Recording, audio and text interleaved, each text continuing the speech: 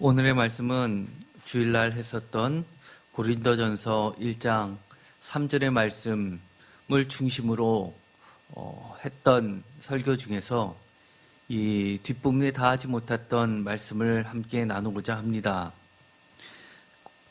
특별히 구약에 나와 있었던 하나님의 은혜에 대해서 함께 나누면서 또 예레미야서 15장 16절의 말씀과 또 이사야서 12장 3절의 말씀을 고린도전서 1장 3절의 말씀하고 함께 은혜를 나누도록 하겠습니다. 고린도전서 1장 3절 하나님 우리 아버지와 주 예수 그리스도로부터 은혜와 평강이 있기를 원하노라 라고 하는 이 인사말은 사도 바울의 편지에 서두로서 인사말로서 반드시 들어가는 표현입니다. 그만큼 사도 바울은 이 하나님과 예수 그리스도부터 온 이 은혜를 그리고 평강을 그만큼 소중히 생각하고 사랑하는 교회들에게 은혜와 평강을 늘 기도했다는 이야기입니다. 이것은 오늘날 우리에게 성령님께서 말할 수 없는 탄식으로 하나님 아버지께 그리고 예수 그리스도께 간구하는 기도문이기도 합니다. 제가 주일날 했었던 말씀들을 잠깐 보면 정리하면 이렇습니다.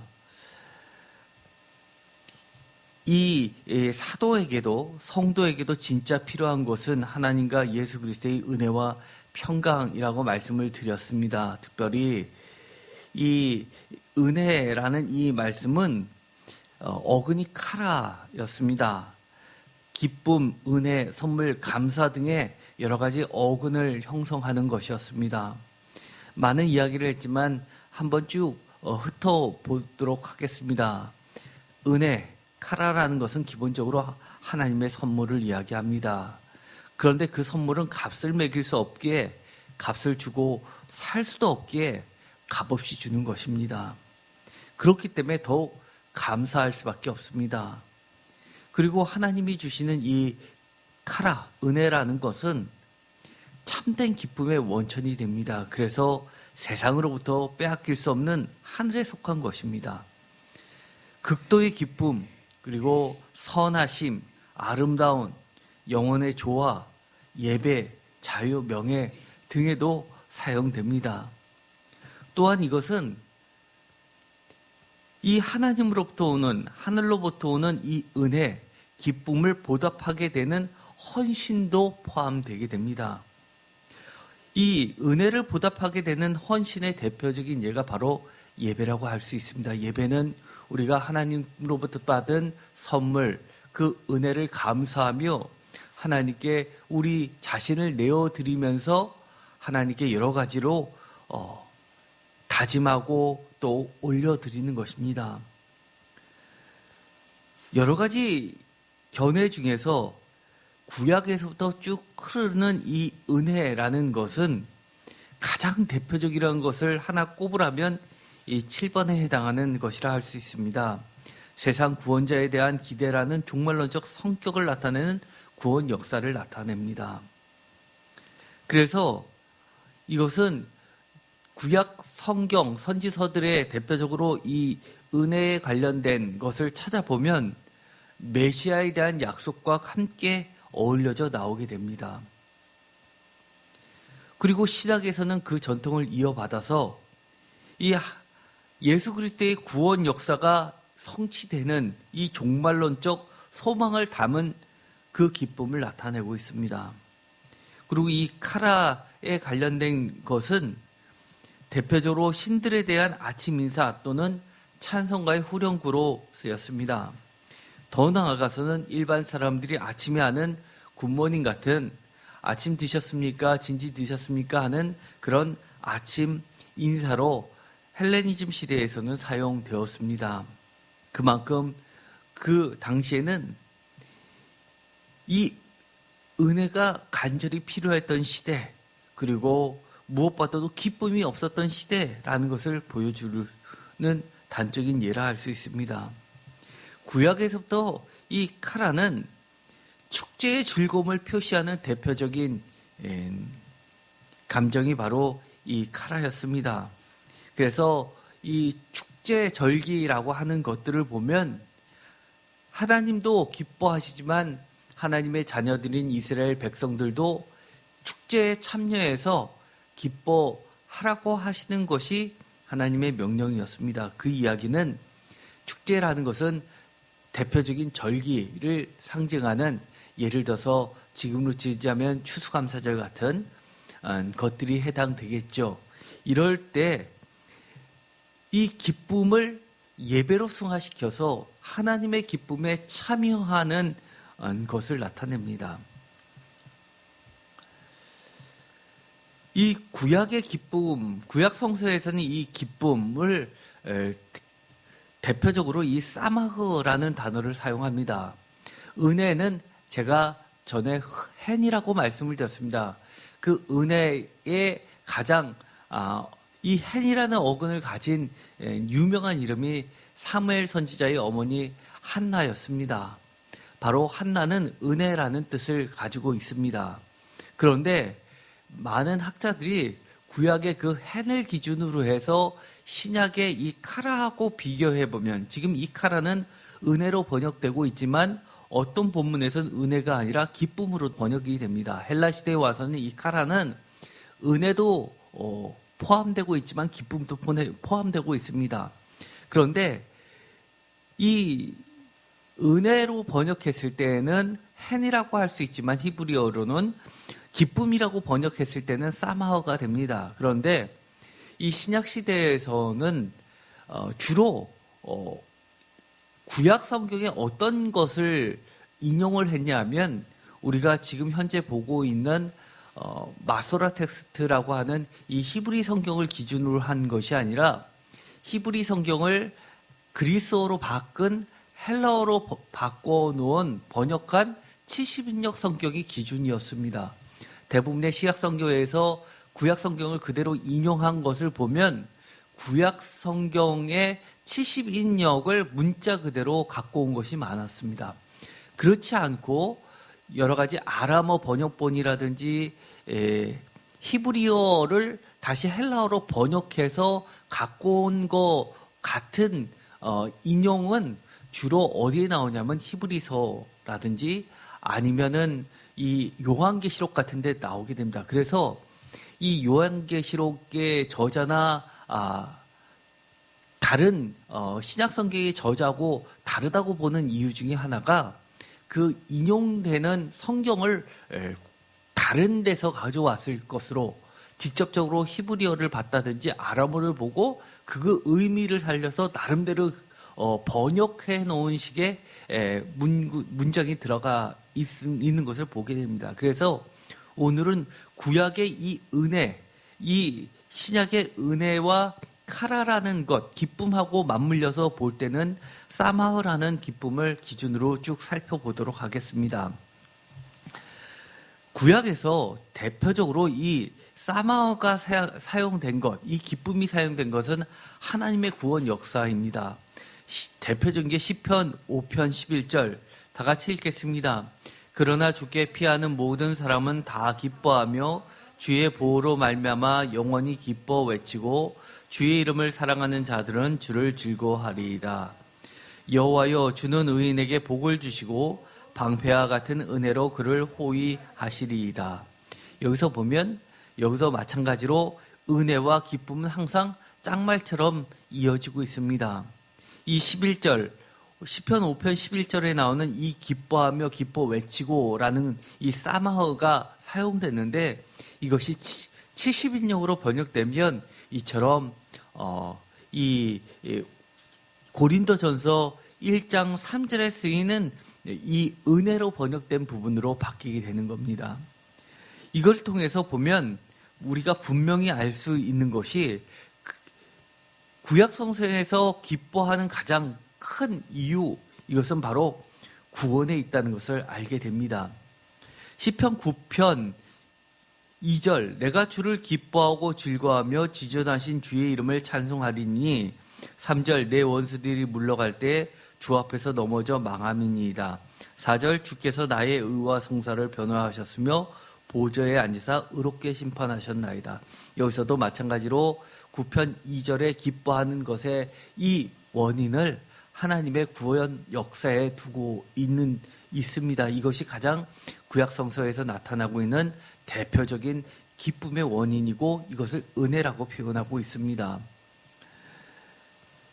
또한 시편 16편 9절에도 이런 말씀이 있습니다. 다 같이 읽겠습니다. 이러므로 나의 마음이 기쁘고 나의 영도 즐거워하며 내 육체도 안전히 살리니 이는 주께서 내 영혼을 수월에 버리지 아니하시며 주의 거룩한 자를 멸망시키지 아니하실 것임이니이다. 11절 주께서 생명의 길을 내게 보이시리니 주의 앞에는 충만한 기쁨이 있고 주의 오른쪽에는 영원한 즐거움이 있나이다. 아멘. 여기서도 기쁨을 강조하고 있는데 기쁜 이유가 바로 생명의 길을 내게 보이시는 구원 사역의 구원 역사에 있기 때문이라는 겁니다. 두 번째, 이 기쁜 것의 원인은 이 율법을 들 수 있습니다. 대표적인 것이 시편 119편 14절입니다. 12절부터 읽겠습니다. 찬송을 받으실 주 여호와여 주의 율례들을 내게 가르치셔서 주의 입의 모든 규례들을 나의 입술로 선포하였으며 내가 모든 재물들을 즐거워함 같이 주의 증거들의 도를 즐거워하였나이다. 아멘. 여기서도 마찬가지로 주의 증거들의 도를 즐거워하였다라고 하면서 율법, 하나님의 토라가 기쁨이다라고 이야기를 합니다. 여기서 비교를 하는 게 굉장히 재미있죠. 재물과 주의 증거들을 비교를 하고 있습니다. 우리들이 큰 부를 이루면 기쁘지요. 그러나 구약 성경의 전통에서는 그 재물들보다도 훨씬 더 기쁜 것이 주님의 율법이라고 이야기를 합니다. 더 나아가서 하나님의 말씀입니다. 오늘의 본문 말씀인 예레미야서 15장 16절에 해당한다고 할 수 있습니다. 이 구절은 아주 유명한 말씀이죠. 다 같이 읽겠습니다. 만군의 하나님 여호와시여 나는 주의 이름으로 일컬음을 받는 자라.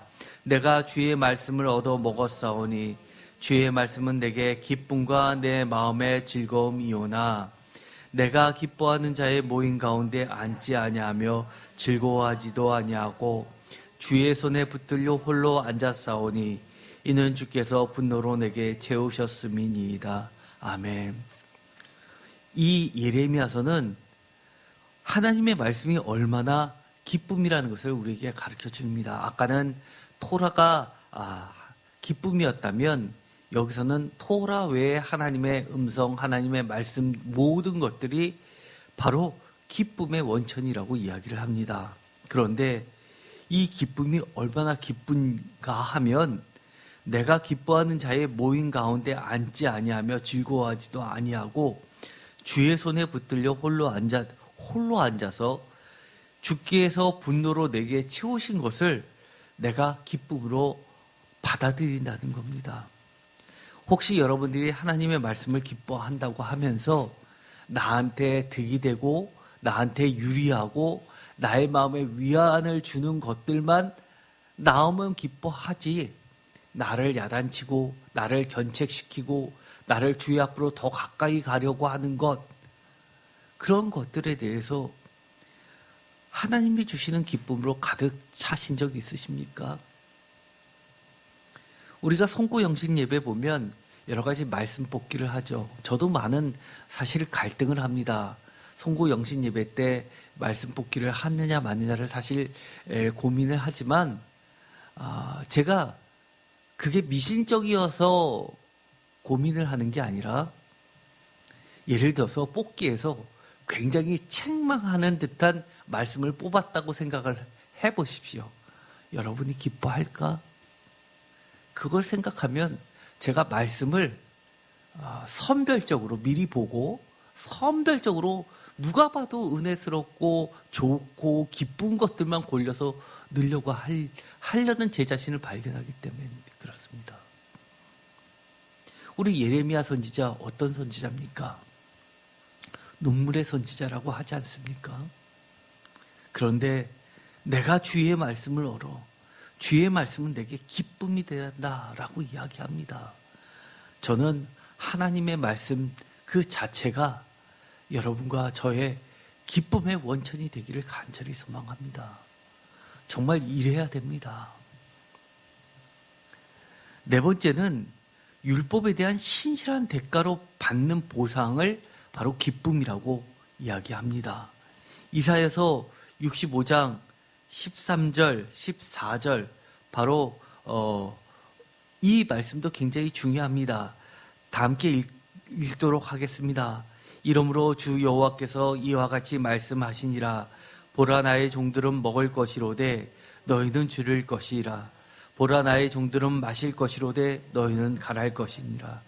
보라 나의 종들은 기뻐할 것이로되 너희는 수치를 당할 것이니라. 보라 나의 종들은 마음이 즐거움으로 노래할 것이로되 너희는 마음이 슬픔으로 울며 심령이 상함으로 통곡할 것이며. 이것은 누구에게 이야기한 거냐면 이스라엘 백성들에게 이야기합니다.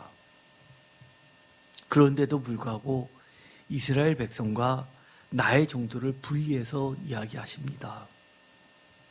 여러분들이 스스로 새로운 이스라엘이라고 주장하고 있지 않습니까? 나는 교회의 성도라고 주장하고 있지 않습니까? 그런데 주님은 구분하십니다. 나의 종들과 너희를 철저히 구분하시면서 이렇게 말씀하십니다. 나의 종들은 기뻐할 것이다. 나의 종들은 너희는 줄일 동안 먹을 것이다. 나의 종들은 너희가 갈할 동안 마실 것이다. 나의 종들은 너희가 수치를 당할 때에도 기뻐할 것이다 라고 이야기합니다. 이것은 하나님은 사랑의 하나님이시고 은혜의 하나님이시지만 무조건적으로 당연히 베풀어야 되는 그런 것을 의미하지 않습니다. 여호와의 종들, 하나님의 말씀에 대해서, 율법에 대해서 신실한 종들이 하나님으로부터 받는 선물, 그것은 기쁨입니다. 그것이 바로 은혜입니다. 다섯 번째, 구약에서 이야기하는 이 은혜, 제가 기쁨이라고 하지 않고 은혜라고 하는 것은 70년 기준에서는 이것이 은혜로도 번역되고 기쁨으로도 번역되는 공통적인 겁니다. 다섯 번째, 하나님 자신도 기뻐하실 뿐만 아니라 하나님 앞에서 기뻐하실 것 또한 요구하십니다. 그래서 하나님 앞에서 기뻐하면서 하나님의 기쁨에 같이 참여하는 것, 이것이 바로 하나님의 은혜요 하나님의 기쁨입니다. 이사야서 65장 18절, 너희는 내가 창조하는 것으로 말미암아 영원히 기뻐하며 즐거워할지라. 보라, 내가 예루살렘을 즐거운 성으로 창조하며 그 백성을 기쁨으로 삼고 내가 예루살렘을 즐거워하며 나의 백성을 기뻐하리니 우는 소리와 부르짖는 소리가 그 가운데서 다시는 들리지 아니할 것이며. 여기서 발전된 게 이겁니다. 하나님 앞에서 기뻐하는 것이 바로 대표적인 것이 절기 축제들입니다. 예를 들어서 유월절, 새롭게 창조하신 것이죠. 노예에서 자유를 주신 하나님의 백성으로 바꾼 창조입니다. 맥주절, 초막절, 이 모든 것들이 다 하나님 앞에서 즐기는 축제이고 기쁨입니다. 그래서 우리가 시편에 보면 올라가는 노래라고 있었죠. 절기를 따라서 먼 곳에서부터 예루살렘을 향해서 올라오면서 부르는 그 노래를 보면 제일 첫 번째 나오는 찬양시가 있죠. 그런데 그것을 읽어보면 아주 뭉클합니다. 왜냐하면 이 사람이 자기가 먼 곳에서 하나님의 축제에 참여하기 위해서 예루살렘을 가려고 말에서 떠날 준비를 합니다. 작정을 합니다. 그런데 그 과정이 쉽지 않은 그 길 가운데 그 과정 속에서 여러 가지 어려움을 만날 것, 고난을 만날 것, 이런 여러 가지 역경 가운데서 큰 결심을 하면서 그리고 다짐을 하면서 그 순례의 길을 떠나는 것을 보게 됩니다. 어떻게 보면 우리 모두는 이처럼 영원한 도성을 향해서 순례의 길을 가는 순례자들입니다. 철로역정이라고 아시죠? 철로역정이 바로 그것의 모티브를 이루고 있는 겁니다. 우리가 가는 인생에서 기쁨을 우리가 세상적인 기쁨에 주저앉아서 눌러 앉는다면 아마 우리는 영원한 기쁨에 참여할 수 없습니다. 6번째, 구약에서 이 은혜, 기쁨이라는 것을 이렇게 이야기합니다. 찬양을 부르며 환호하는 것은 하나님께 대한 헌신의 표시입니다. 요엘서 2장 21절에 이렇게 되어 있습니다. 땅이여 두려워하지 말고 기뻐하며, 기뻐하라고 합니다. 즐거워할지어다 여호와께서 큰 일을 행하셨습니다. 들짐승들아 두려워하지 말지어다 들의 풀이 싹이 나며 나무가 열매를 맺으며 무화과 나무와 포도나무가 다 힘을 내는도다. 23절 시온의 자녀들아 너희는 너희 하나님 여호와로 말미암아 기뻐하며 즐거워할지어다. 그가 너희를 위하여 비를 내리시되 이른 비를 너희에게 적당하게 주시리니 이른 비와 늦은 비가 예전과 같을 것이다. 요엘서는 그야말로 포로기를 맞으면서 쓴 선지서 아닙니까? 그러면서 찬양을 부르며 환호하는 이 기쁨의 환호는 하나님께 대한 헌신의 표시인 것입니다. 우리가 늘 하나님 여호와로 말미암아 기뻐하며 즐거워하는 존재들이 되었으면 좋겠습니다. 요즘처럼 하나님께 예배에 교회에 나와서 기뻐하며 찬양하는 것이 공공의 적이 없었던 것 같습니다. 그럼에도 불구하고 여러분들 모두 하나님 앞에서 조금 더 여러분의 기쁨을 감추지 마시기 바랍니다. 시편 14편 7절에 보면 가장 대표적인 기쁨, 은혜를 나타내는 말씀이 있습니다. 종말론적 기쁨의 절정을 나타내고 있습니다. 기쁨의 절정이 무엇입니까? 우리가 이 땅에서 하늘나라의 기쁨을 미리 맛볼 수 있습니다. 성경에 보면 예를 들어서 많은 부분에서 보상 개념이 나오게 됩니다. 예를 들어서 신약 성경에도 예수 그리스도 때문에 집이나 전토를 벌인 자들은 내세에서 보상을 받을 뿐만 아니라 이 생에서도 몇 배의 보상을 받는다고 약속해 주신다는 말씀이 누가복음에 나와 있습니다. 그런데 그것이 다가 아닙니다. 시편 14편 7절 다 같이 읽겠습니다. 이스라엘의 구원이 시온에서 나오기를 원하도다. 여호와께서 그의 백성을 포로된 곳에서 돌이키실 때에 야곱이 즐거워하고 이스라엘이 기뻐하리로다. 아멘. 이스라엘의 구원이 시온에서 나오기를 원한다. 바로 구원이 최종적인 기쁨의 절정을 이루고 있습니다. 그런데 여기서 이스라엘의 구원이 시온에서 나온다라는 이 말이 대표적으로 신약에 가서 이 문구가 굉장히 유명한 문구가 됩니다. 어디서 바뀌어서 나오는지 기억나십니까? 이 문구를 보면 이스라엘 구원이 시온에서 나온다고? 라고 생각하시는 분이 계시다면 그분은 아주 성경을 많이 아시는 분입니다. 대표적으로 이 구절은 사마리아 여인이 예수님께 여쭤봤던 겁니다. 구원이 예루살렘입니까? 아니면 사마리아입니까? 라고 물어보죠. 예배를 어느 곳에 드려야 되냐?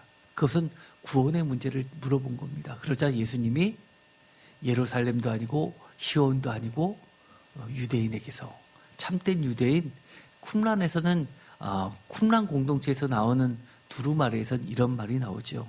하나님의 율법을 신실하게 지킨 자가 참된 유대인이다라는 말씀이 나오게 됩니다. 한마디로 이야기하면 예수님은 이렇게 이야기합니다. 하나님의 율법을 신실하게 온전히 지킨 자들에게서 구원이 나온다라고 하면서 바로 유대인에게서라고 하는 참된 유대인의 표상을 예수 그리스도 자신을 드러내신 말이 되는 겁니다. 그래서 이 기쁨의 절정은 바로 예수 그리스도를 나타내고 있습니다. 시편 126편 1절에도 이 구원의 절정을 드러내는 정말 놀라운 노랫소리가 나옵니다. 이것은 다 여러분들이 기억하시는 노래일 겁니다. 시편 126편 1절 여호와께서 시온의 포로를 돌려보내실 때 우리는 꿈꾸는 것 같았도다. 그때 우리 입에는 웃음이 가득하고 우리 혀에는 찬양이 찼었도다. 그때 문나라 가운데서 말하기를 여호와께서 그들을 위하여 큰 일을 행하셨다 하였도다. 여호와께서 우리를 위하여 큰 일을 행하셨으니 우리는 기쁘도다. 바로 구원의 문제를 이야기합니다. 이사야서 9장 1절 이것도 대표적이죠. 전에 고통받던 자들에게는 후감이 없으리로다. 옛적에는 여호와께서 스불론 땅과 납달리 땅이 멸시를 당하게 하셨더니 후에는 해변길과 요단 저쪽 이방의 갈릴리를 영화롭게 하셨느니라. 흑암에 행하던 백성이 큰 빛을 보고 사망의 그늘진 땅에 거주하는 자에게 빛이 비추도다. 주께서 이날을 창성하게 하시며 그 즐거움을 더하게 하셨으므로 추수하는 즐거움과 탈취물을 나눌 때의 즐거움같이 그들이 주 앞에서 즐거워하오니. 이 이사야서 9장 1, 2, 3절에 있는 말씀, 특별히 1절과 2절에 있는 말씀이 어디에 나온 말씀인지 다 아시죠? 마가복음, 마태복음에서 예수님께서 처음 설교를 하시기 전에 이 갈릴리 지방을 찾으시면서 인용됐던 구약의 성경 구절이 바로 이것이었습니다. 이방의 갈릴리 땅에 큰 빛이 나타났다. 예수 그리스도가 메시아가 나타났다는 것을 드러낸 말입니다. 그래서 이 구약에서 이야기하는 이 참된 기쁨, 종말론적 기쁨의 가장 절정을 이루는 것은 예수 그리스도 자신을 이야기하는 겁니다. 또 구약에서는 공통적으로 이런 구절이 있죠. 선지자들이 절정의 외침을 하는 게 있습니다. 카이레, 뒤에 애자가 부르는 것은 명령형입니다. 기뻐하라라는 것입니다. 스바냐 3장 14절 다 같이 읽겠습니다. 시온아 따라 노래할지어다. 이스라엘아 기쁘게 부를지어다. 예루살렘 따라 전심으로 기뻐하며 즐거워할지어다. 바로 기뻐하라라고 명령하고 있습니다. 요엘서 2장 21절에도 마찬가지입니다. 땅이여 두려워하지 말고 기뻐하며 즐거워할지어다. 여호와께서 큰 일을 행하셨습니다. 여기서는 번역을 좀 만약에 원문을 살리면서 번역을 했었으면 제일 먼저 기뻐하라 라고 하면서 그 다음에 얘기를 쭉 번역을 했었으면 훨씬 원문에 충실했을 것 같습니다. 요엘서 2장 21절도 마찬가지입니다. 기뻐하십시오. 그리고 그 다음 말을 좀 했으면 좋았을 텐데 그런 아쉬움은 있습니다. 어쨌든 이 기뻐하라라는 것은 선지자들의 외침입니다. 스가랴서 9장 9절 시온아 따라 크게 기뻐할지어다. 예루살렘에 따라 즐거이 부를지어다. 보라 내 왕이 내게 임하시나니 그는 공의로우시며 구원을 베푸시며 겸손하여서 나귀를 타시나니 나귀의 작은 것 곧 나귀의 새끼니라. 이 스가랴서 9장 9절은 어디에 등장하는 것이죠? 종료주일에 바로 예루살렘에 입성하시는 예수님을 보면서 이 스가랴서 9장 9절이 예언을 했던 말씀이죠. 그렇다는 이야기는 예수님의 등장이 모든 기쁨의 절정이 된다는 겁니다. 지금 우리는 그 기쁨의 꼭지점을 향해서 달려가고 있습니다. 지금 우리가 비록 하루하루 사는 게 힘드십니까?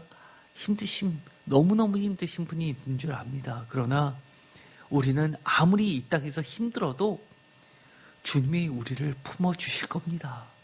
그때에 비하면 아무것도 아닌 것이죠. 이런 구약의 정돈이 그대로 신약에 오게 됩니다. 신약에 있어서 기쁨의 독특성은 바로 예수 그리스도에게 모두 집중됩니다. 심지어 이런 말씀도 하시죠. 시험도 기쁨의 근거가 된다고 이야기합니다. 구약에서는 찾아보기 매우 어려운 구절입니다. 야고보서 1장 2절, 형제들아 너희가 여러 가지 시험을 당하거든 온전히 기쁘게 여기라. 이는 너희의 믿음의 시련이 인내를 만들어내는 줄 너희가 알미라. 인내를 온전히 이루라. 이는 너희로 온전하고 구비하여 조금도 부족함이 없게 하려 함이라. 부족함이 없게 하기 위하여 믿음의 시련이 인내를 만들기 때문에 이 시험도 시련도 기쁨의 근거가 된다고 이야기합니다. 신약의 기쁨을 이야기하면서 제가 일반 서신을 먼저 이야기했습니다. 사실 신약 성경 중에서 가장 먼저 기록된 게 바울 서신이죠. 바울 서신이 제일 먼저 기록되었고 그 다음에 복음서, 그 다음에 일반 서신들이 나중에 형성이 되었습니다. 그렇다는 이야기는 우리가 구약 맨 처음 것들을 했고 신약의 맨 나중 거를 하고 그 중간에 있는 것은 이 처음과 끝의 중간 단계라고 보시면 될 듯합니다. 야고보서 1장 2절에 시험을 기쁘게 여기라고 이야기합니다. 뿐만 아닙니다. 고난은 믿음의 연단이라고 이야기를 했죠. 바로 베드로전서는 데살로니가 전서처럼 이 마지막 때를 이야기하는 유명한 서신서입니다. 베드로전서 1장 5절, 너희는 말세에 나타내기로 예비하신 구원을 얻게 하여 믿음으로 말미암아 하나님의 능력으로 보호하심을 받았느니라. 그러므로 너희가 이제 여러 가지 시험으로 말미암아 다 같이 읽겠습니다. 잠깐 근심하게 되지 않을 수 없으나 오히려 크게 기뻐하는도다.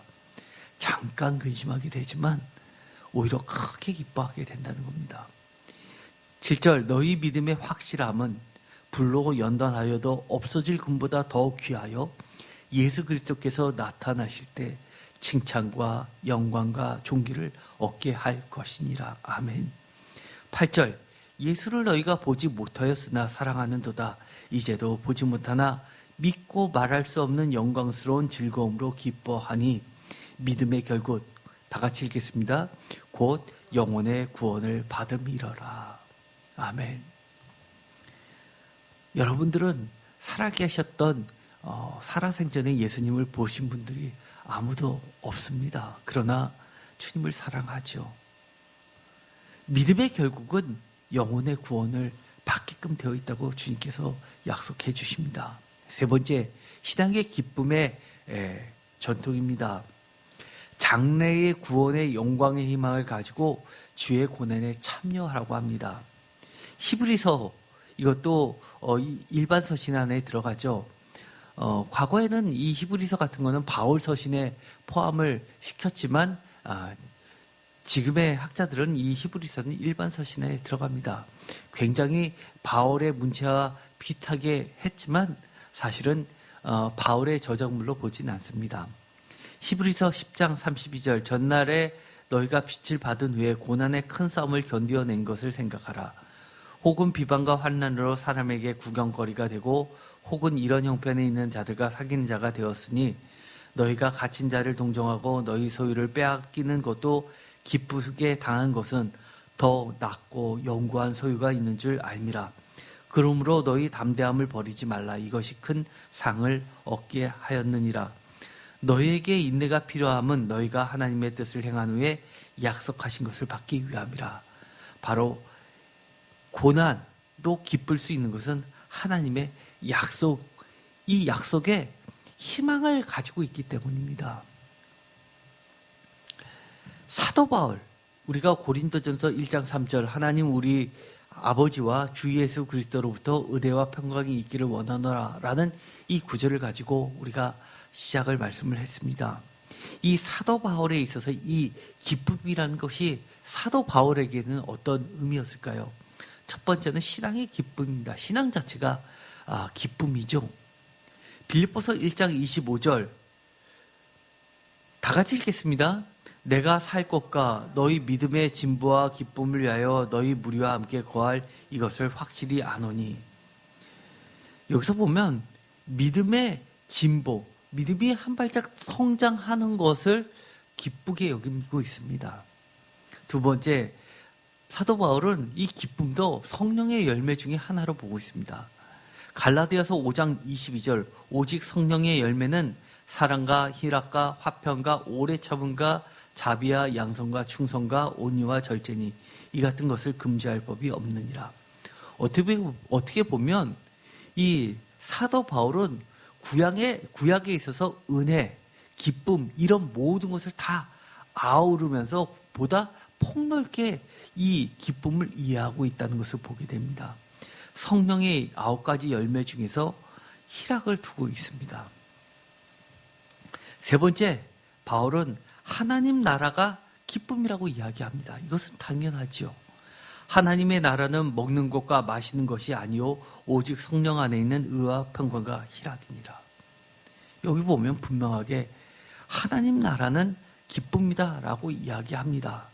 우리 모두도 이것은 인정합니다. 그러나 여러분, 가장 기쁜 것이 무엇입니까? 라고 하면 여전히 먹고 마시는 것에 기쁨을 가장 높은 전수를 두고 사는 사람들이 크리스찬 가운데 여전히 많다는 것을 우리는 인정해야만 합니다. 그러나 하나님의 나라는 먹는 것과 마시는 것이 아니요 오직 성령에 있는 의와 평강과 희락이다. 의, 공의, 이것은 예레미야서에 보면 예레미야가 선지자가 이렇게 얘기했죠. 하나님의 또 다른 이름은 공의다라고 이야기를 합니다. 공의. 이 선거에서 뒤집어진 것은 먹는 것 때문에 아닙니다. 마시는 것 때문에 아닙니다. 종부세 때문에 아닙니다. 많은 사람들이 무엇이 공정이냐, 무엇이 정의냐라는 것에 많은 회의를 느꼈기 때문인 겁니다. 그걸 모르면 이 나라가 바로 설 수 없다는 걸 깨달아야 되는데 아직까지도 정신을 못 차린 듯합니다. 하나님의 나라는 이 땅에 세워지기를 간절히 원하고 바라는 수많은 크리스찬들에 의해서 지금도 점점점 자라고 있다는 것을 기억하십시오. 그리고 여러분들도 사도 바울처럼 하나님 나라의 기쁨을 가지시기 바랍니다. 네 번째, 기쁨과 소망은 뗄래야 뗄 수가 없습니다. 로마서 12장 12절 다 같이 읽겠습니다.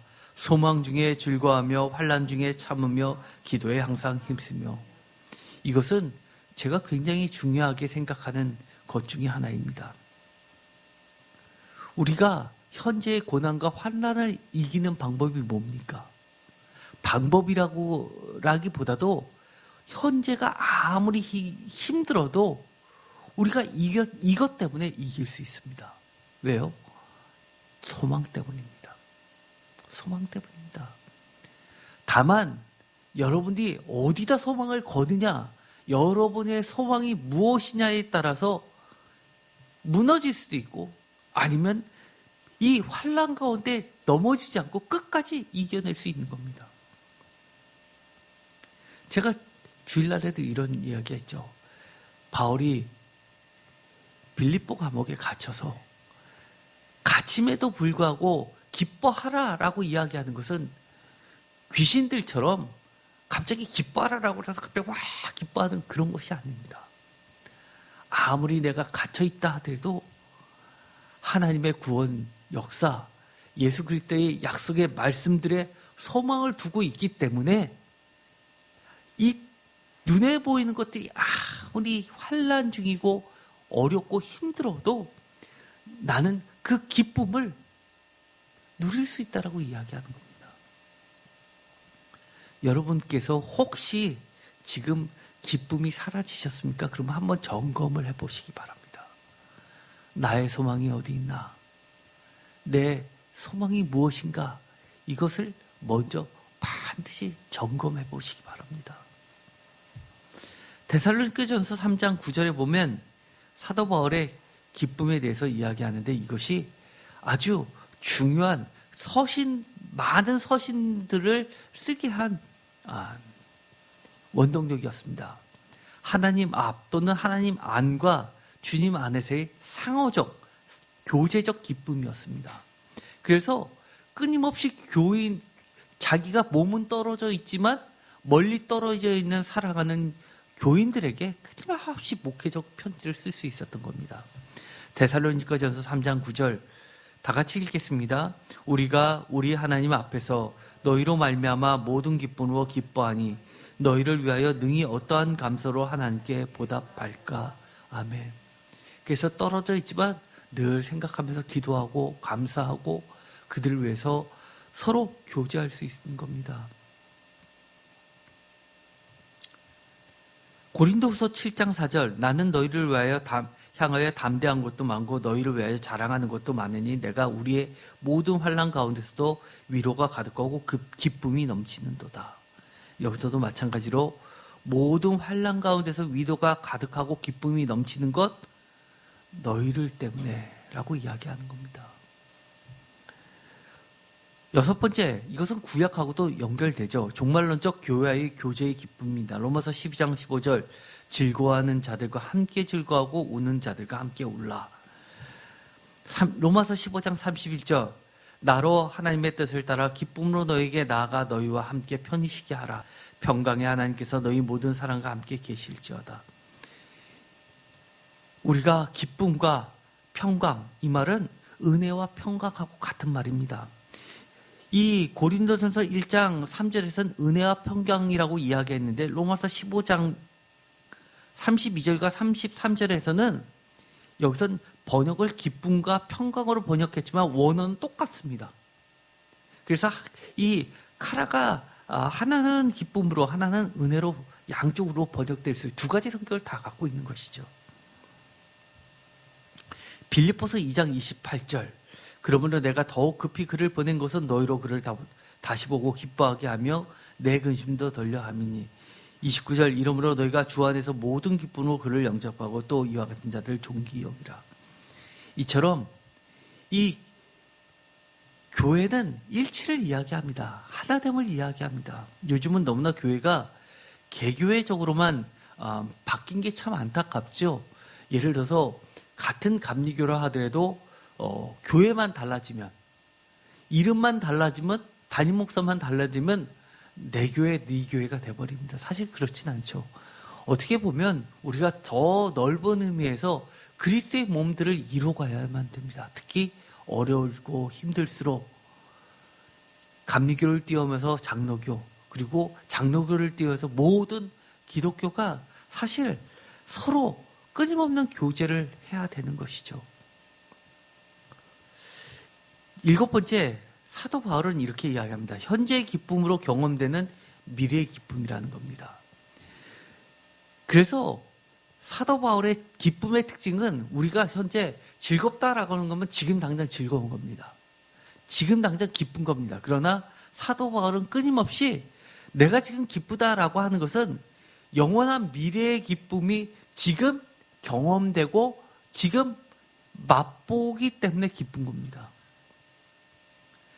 빌립보서 4장 1절 그러므로 나의 사랑하고 사모하는 형제들 나의 기쁨이며 멸류관이 사랑하는 자들아 이와 같이 주 안에서 서라.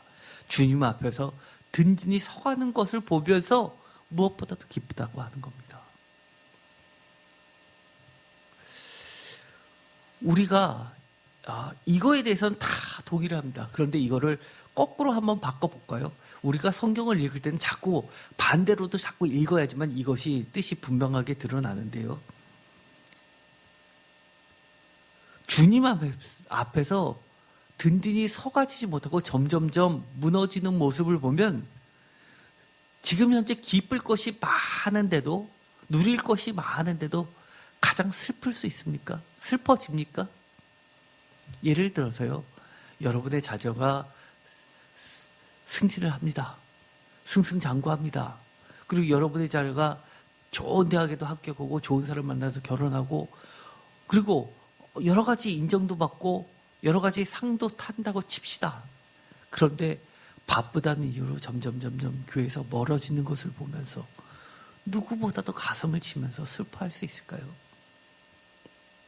많은 크리스천 부모들이 지금 얘는 신앙은 있는데 잠깐 바쁘니까 세상에서 예수 그리스도의 영향력을 높이는 과정 속에 있으니까라고 덮어버리지, 정말 가슴을 치면서 불러놓고 나는 그런 것이 하나도 기쁘지 않단다라고 이야기하실 수 있나요?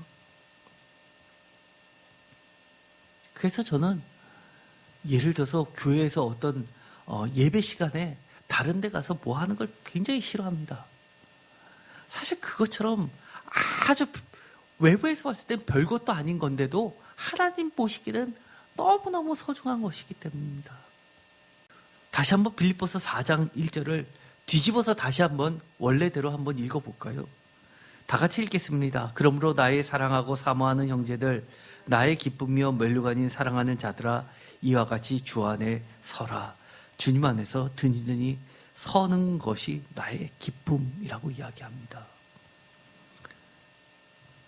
빌립보서 1장 3절, 내가 너희를 생각할 때마다 나의 하나님께 감사하며 간구할 때마다 너희 무리를 위하여 기쁨으로 항상 간구함은 너희가 첫날부터 이제까지 복음을 위한 일에 참여하고 있기 때문이다. 너무 멋지죠?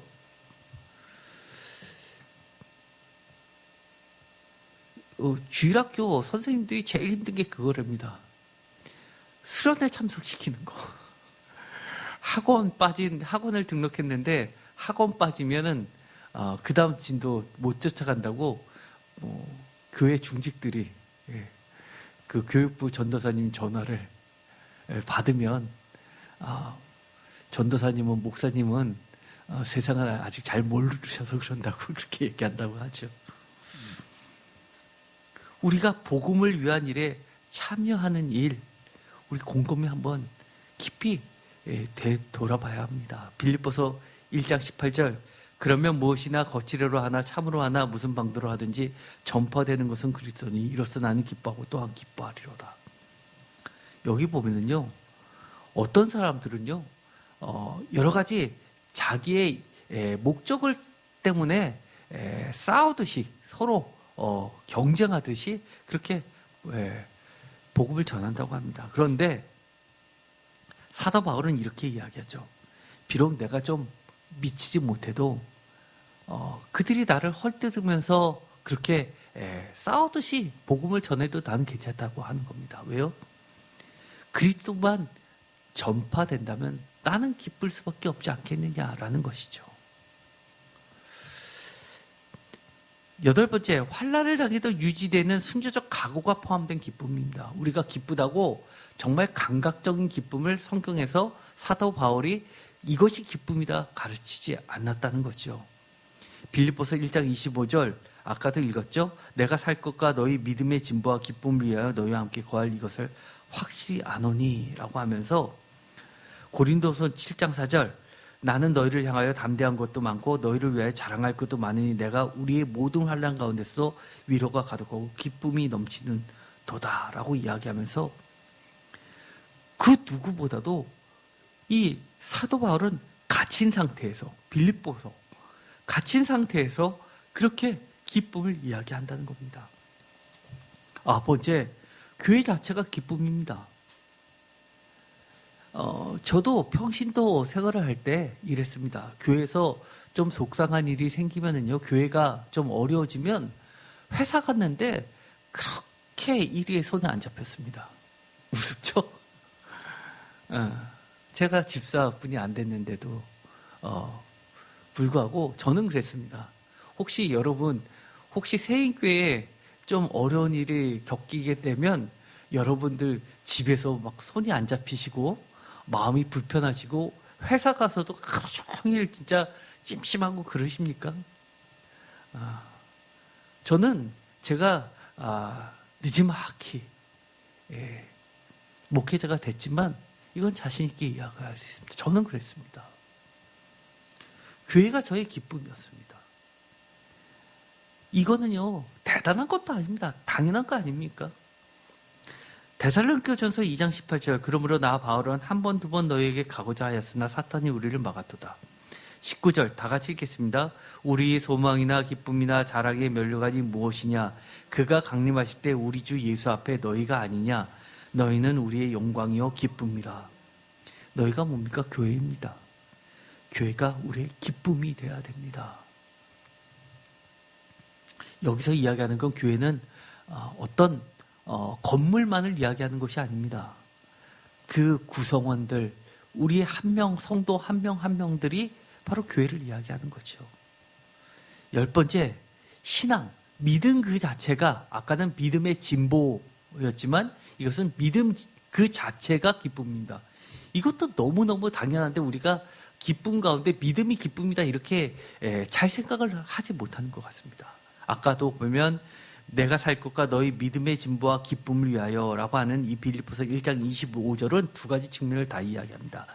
믿음 자체도 기쁨이고 믿음의 진보, 믿음이 발전되는 것도 기쁨입니다.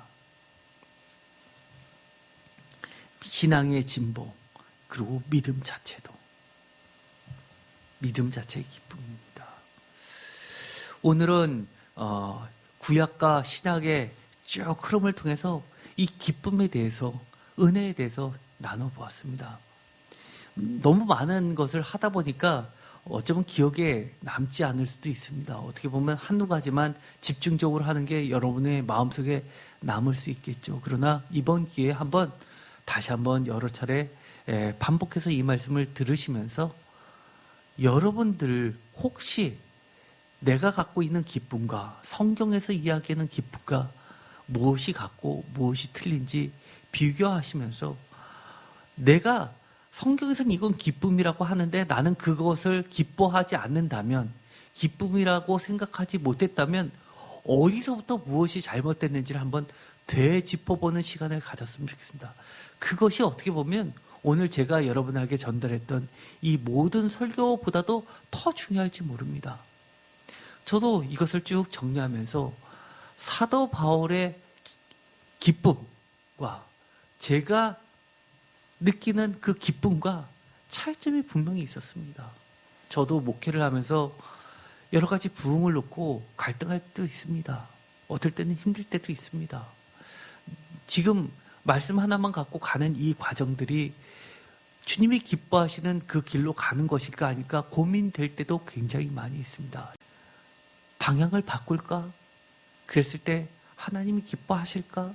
사람들의 귀에, 사람들의 마음에 합하는 것으로 바꿀까라고 하면 그것은 제가 하나님의 말씀을 저버리는 것이 될 겁니다. 사도 바울은 감옥에 갇혀도 그리스도의 복음이 전파되는 것 자체가 기쁘다고 했는데 왜 나는 감옥에 갇히지도 않았고 매이지도 않았는데 왜 그걸 기쁨에 넘쳐서 자신 있게 모든 분들에게 진짜 이것이 기쁨입니다 라고 말 못할까? 저도 제 자신을 돌아보게 됩니다. 우리가 이 땅에 살면서 가능하면 하나님의 기쁨에, 예수 그리스도의 기쁨에 참여하는 우리의 인생이 되었으면 좋겠습니다. 기도하고 마치겠습니다. 하나님 감사합니다. 오늘도 말씀을 보면서 내 자신을 돌아보게 됩니다. 어떨 때는 부끄럽습니다. 그렇게 기뻐하라 라고 하나님께서 선지자를 통해서 계속해서 얘기하셨고 신약에 와서도 참 기쁨인 예수 그리스도를 보여주셨고 또 참 기쁨인 예수 그리스도를 보고 사도 바울 또 복음 그 자체가 기쁨이라고 심지어 갇히면서도 기뻐하라라고 당부했던 그 하나님의 은혜와 기쁨을 우리도 누리게 하여 주옵소서. 혹시나 우리의 생각이 그것을 제한했다면 이 자리를 빌어서 모두 하나님 무너뜨려 주시옵시고 하나님의 기쁨에 우리도 온전히 참여할 수 있게 하여 주시옵소서.